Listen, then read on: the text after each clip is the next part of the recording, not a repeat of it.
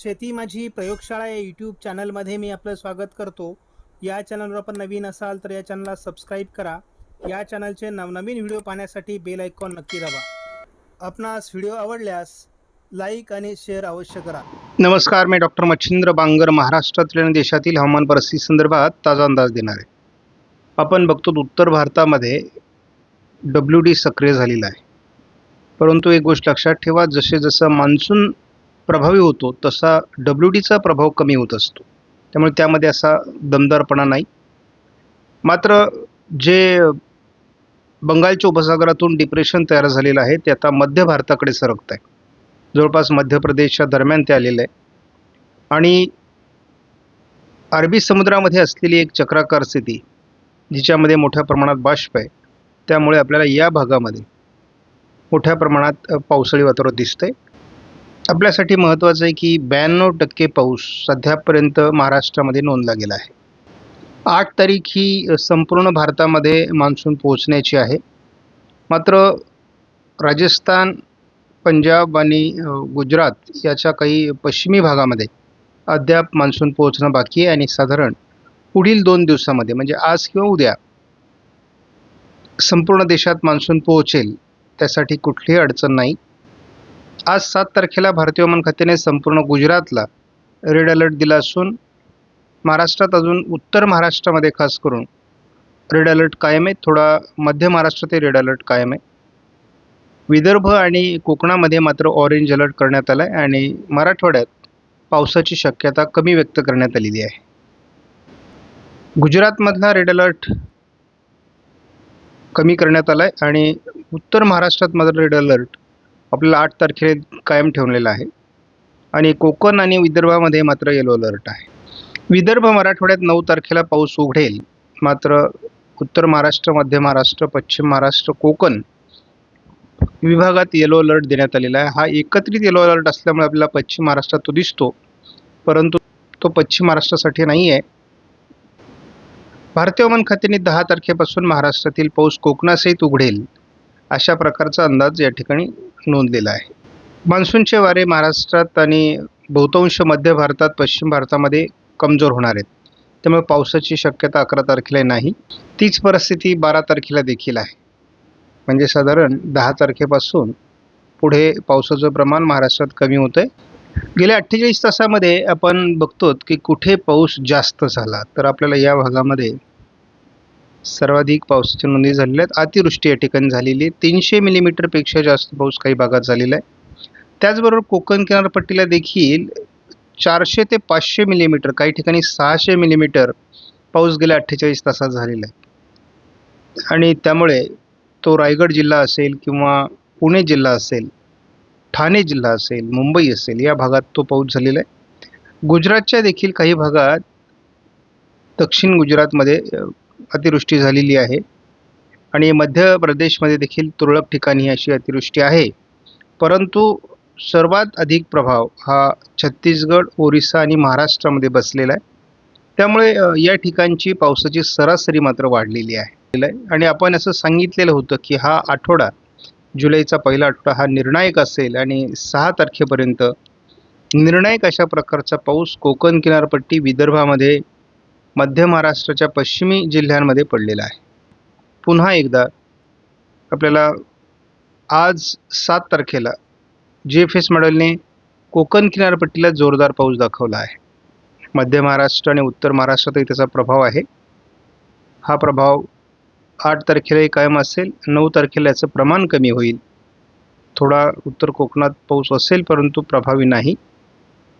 आपण 10 तारखेला याचं प्रमाण कमी बघतो. 11 तारखेपासून पूर्णतः पाऊस महाराष्ट्रातला उघडू शकतो.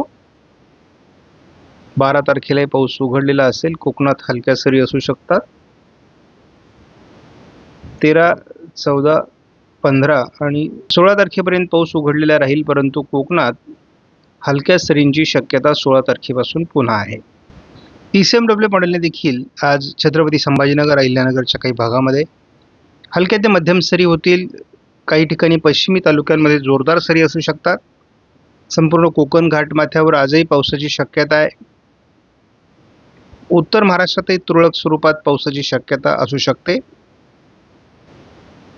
8 तारखेला देखील तीच परिस्थिती कोकण, घाटमाथा आणि उत्तर महाराष्ट्रात नंदुरबारपर्यंत पावसाची शक्यता आहे.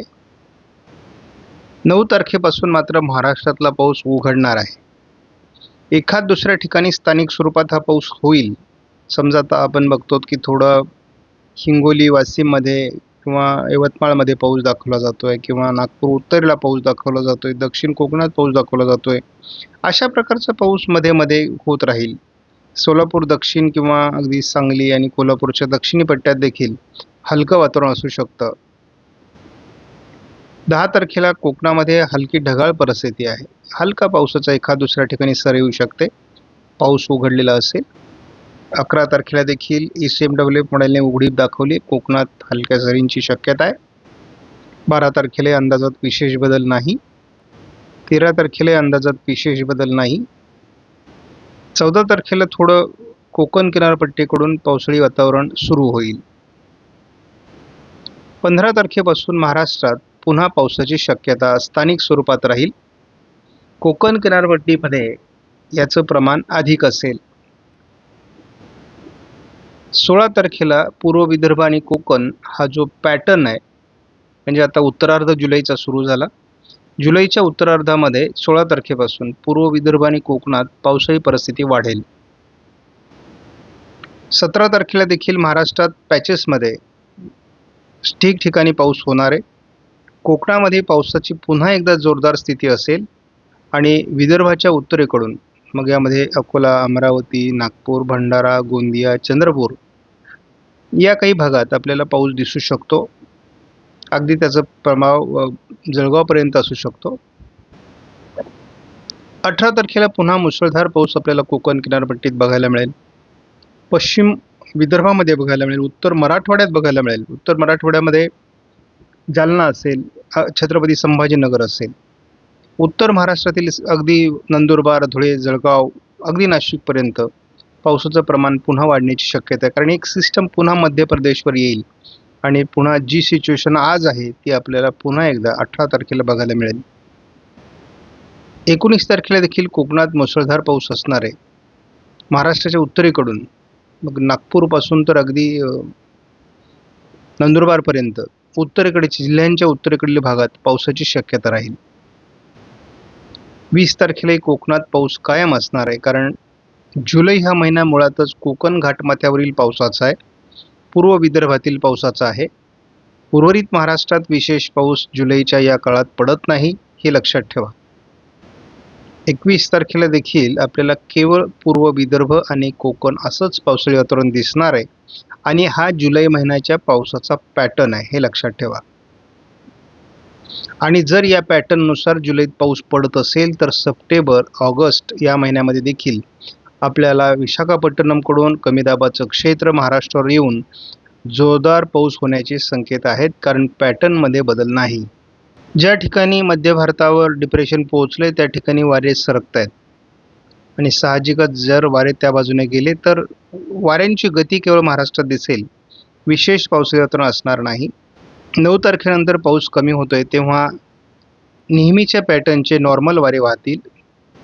11 तारखेपासून वाऱ्यांची गती जरी असली तरी महाराष्ट्रामध्ये आपल्याला विशेष पावसाळी वातावरण 11 तारखेपासून नाही.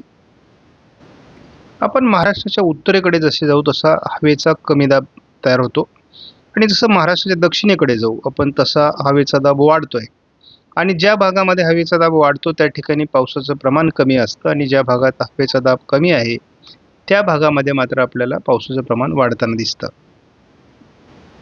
9 तारखेपर्यंतच पावसाळी वातावरण महाराष्ट्राच्या काही भागात आहे. तर तो भाग कुठला आहे तो आपल्या समोर आहे. कोकणाच्या या भागात म्हणजेच कोल्हापूर, सातारा, पुणे, अहिल्यानगर आणि नाशिकच्या पश्चिमी भागात पाऊस आहे आणि इकडे रत्नागिरी, सिंधुदुर्ग त्याचबरोबर नंदुरबारपर्यंत जळगावच्या उत्तर भागामध्ये आपल्याला पाऊस दिसतोय आणि हा जवळपास नागपूर, भंडारा, गोंदिया, गडचिरोलीकडे किरकोळ स्वरूपात आहे. तर या पद्धतीने पावसाळी वातावरण आहे. बाकी महाराष्ट्रात पाऊस फार कमी आहे. म्हणजे आपल्याला बीड, परभणी, नांदेड, लातूर, धाराशिव, सोलापूर, सांगली, पुणे पूर्व, अहिल्यानगर दक्षिण कोल्हापूर पूर्व भागात पाऊस दिसणार नाही. 15 तारखेपर्यंत हे वातावरण असंच राहील. आपण जे 15 ते 21 पुढचं वातावरण बघतो, त्या अगोदरचं वातावरण याच्यामध्ये सहभागी नाही आहे. 15 तारखेपासून म्हणजे 16 तारखेपासून तर 21 तारखेपर्यंत आपण जर वातावरण बघितलं तर महाराष्ट्रामध्ये आपल्याला पुन्हा एकदा कोकण किनारपट्टीला घाटमाथ्यावर जोरदार पावसाळी परिस्थिती तयार होताना दिसते. त्याचबरोबर नंदुरबार सहित थोडं या नागपूर, भंडारा, गोंदिया, गडचिरोली या भागात देखील असं थोडं पावसाळी वातावरण बघायला मिळू शकतं.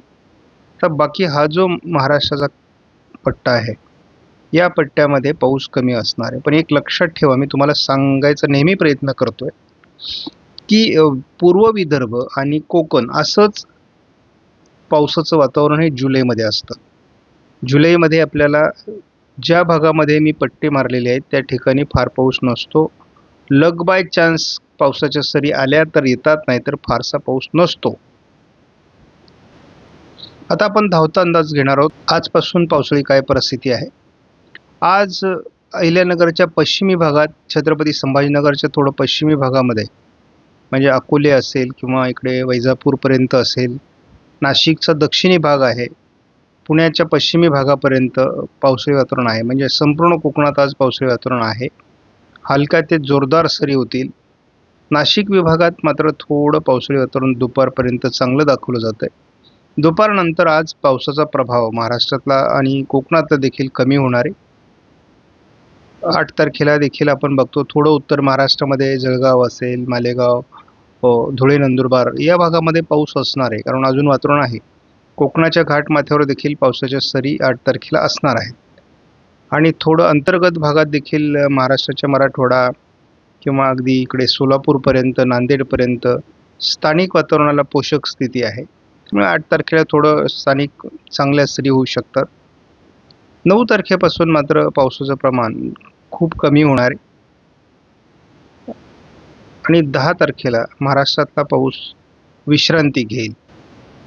11 तारखेला देखील तीच परिस्थिती आहे. 12 तारखेला तीच परिस्थिती आहे. 13 तारखेला तीच परिस्थिती आहे. 14 तारखेपर्यंत पावसाळी खंड राहील. म्हणजे 10 तारखेपासून 14 तारखेपर्यंत 5 दिवसाचा खंड आहे. 14 तारखेला पुन्हा एकदा दाट धुके आणि चांगल्या पद्धतीचं आपल्याला ढगाळ वातावरण कोकणात घाटमाथ्यावर दिसेल. प्रत्यक्ष पावसाला सुरुवात 15 तारखेपासून कोकणामध्ये होईल. पॅचेसमध्ये महाराष्ट्राच्या अंतर्गत भागात देखील ठिकठिकाणी पावसाला सुरुवात होईल 15 तारखेपासून. 16 तारखेला या पावसाच्या प्रमाणात थोडी वाढ होईल, कारण पूर्व विदर्भात भंडारा, गोंदिया आणि चंद्रपूर, गडचिरोलीमध्ये थोडं वातावरण असणार आहे. चांगल्या प्रकारच्या सरी कोकणातही बरसतील. त्यानंतर आपण या ठिकाणी उशिरा बघतो रात्री विदर्भाच्या अगदी अकोला, वाशिम, परभणी पूर्व, नांदेड, लातूर पूर्वपर्यंत पावसाळी वातावरण असणार आहे. कोकणातही चांगल्या सरी असतील जोरदार. 17 तारखेला महाराष्ट्रात स्थानिक वातावरणासाठी पोषक स्थिती निर्माण होईल. यामध्ये बीडमध्ये पाऊस असण्याची शक्यता, अहिल्यानगरमध्ये, छत्रपती संभाजीनगर, जालना, वाशिम, बुलढाणा, अगदी जळगावच्या भागामध्ये मात्र हलका पाऊस आहे. अगदी शिडकाव्यासारखा पाऊस असेल. काही ठिकाणी जोरदार सरी होतील. यामध्ये मेघगर्जना नाही. मेघगर्जनेचा पाऊस या दरम्यान केवळ नागपूर, भंडारा, गोंदियाच्या उत्तरेला आहे. बाकी आपल्याला मेघगर्जना आता कमी दिसेल. 17ला पाऊस आहे, म्हणजे थोडक्यात पावसाचा खंड नाही. 18 तारखेपासून आपल्याला थोडं उत्तर महाराष्ट्राच्या जिल्ह्यांमध्ये म्हणजे नंदुरबार, धुळे, जळगाव, अकोला, अमरावती, नागपूर, भंडारा, गोंदियाच्याही काही भागात, छत्रपती संभाजीनगरमध्ये, नाशिक जिल्ह्यामध्ये, अहिल्यानगरच्या उत्तरेला पावसाची शक्यता 18 तारखेला वाढणार आहे. महाराष्ट्रात अंतर्गत भागात देखील, मग मराठवाड्यामध्ये, पश्चिम महाराष्ट्रामध्ये देखील स्थानिक वातावरण जर तयार झालं तर पाऊस पडू शकतो. तीच परिस्थिती आपल्याला 19 तारखेला दिसते. म्हणजे 18-19 तारखेपासून स्थानिक वातावरणाला पोषक स्थिती होते. काही ठिकाणी आपल्याला यवतमाळमध्ये पाऊस दिसू शकतो, वाशिम, अकोला, बुलढाणामध्ये दिसू शकतो, सोलापूर जिल्ह्यामध्ये आपल्याला स्थानिक वातावरण दिसू शकतं. कोकणामध्ये तर पाऊस हलक्या ते मध्यम सरी चालूच राहतील. अगदी 20 तारखेपर्यंत आपण पोहोचलो आहोत. 20 तारखेला घाटमाथ्यावर केवळ पाऊस असेल. 20 तारखेला उर्वरित महाराष्ट्रात पुन्हा जोर कमी होतोय आणि 21ला सुद्धा तीच परिस्थिती आहे, परंतु 20-21ला सुद्धा घाट माथ्यावर आणि पूर्व विदर्भ असंच पावसाळी वातावरण राहणार आहे.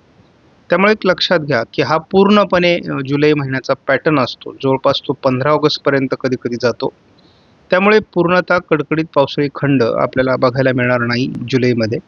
मात्र आपल्याला एक चांगला खंड जो दिसतोय तो जुलैमध्ये 10 तारखेपासून एक 14 तारखेपर्यंत आहे. पुन्हा वातावरण तयार होईल. परंतु एवढंच आहे की यामध्ये जर एखादा कमी दाब पुन्हा तीव्र झाला तर मात्र पावसाळी वातावरण वाढू शकतं. शेवटी हवामान ही बदलणारी गोष्ट आहे. हवामानात पुन्हा बदल होत असतात. आपण 15 दिवसापर्यंतचा अंदाज बघत असतो आणि त्यामुळे यामध्ये सारखे बदल होतात. 48 तासातील अंदाजामध्ये फारसा बदल होत नाही, परंतु 15 दिवसाच्या अंदाजात बदल होत असतो. आपणास व्हिडिओमधील माहिती महत्त्वपूर्ण वाटल्यास लाईक करा, शेअर करा, चॅनलला सबस्क्राईब करा. धन्यवाद. जय हिंद, जय महाराष्ट्र, जय बळीराजा.